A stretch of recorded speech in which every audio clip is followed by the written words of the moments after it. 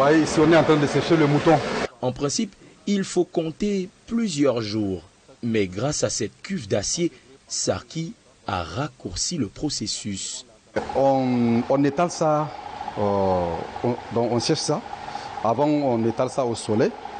Mais grâce à des évolutions qu'on a eu à faire, on a eu un séchoir moderne. C'est là où on sèche ça pendant 2h30 de séchage. Et après, on met ça dans la salle de fermentation. La salle de fermentation, justement, c'est là que la magie opère. Mais avant, il faut mélanger la viande séchée à une sorte de mixture composée de plusieurs épices.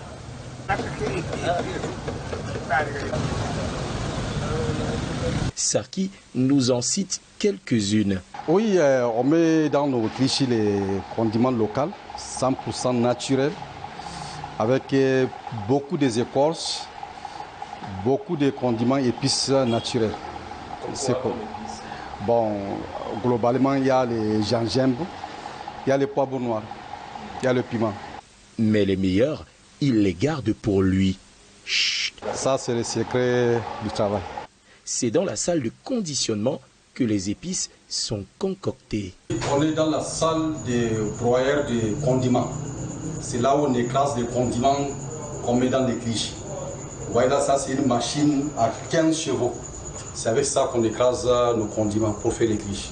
Une fois terminé, il a trouvé le moyen, tenez-vous bien, d'empacter le cliché pour obtenir ceci.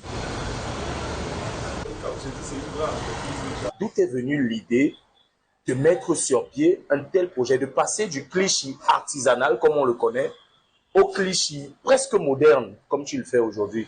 En fait, les clichés pour moi, c'est un patrimoine, c'est un héritage de père en fils. Vous voyez, dès lors, comment est-ce que le travail va vouloir être très, très acharné. Mais la première chose qui frappe quand on entre, c'est ça. C'est le cliché dans un emballage, dans un carton. Oui. C'est un truc encore assez inédit, c'est la première fois qu'on voit ça. L'idée, elle t'est venue d'où de mettre ça dans un carton, dans une boîte?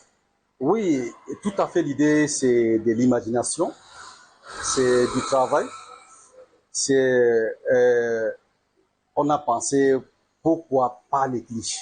Comme le travail est mal fait, l'emballage est mal fait, on emballe avec le papier crap, le plastique simple, c'est mouillé avec les huiles. Dès que ça arrive dans les différents aéroports à l'étranger, les agents jettent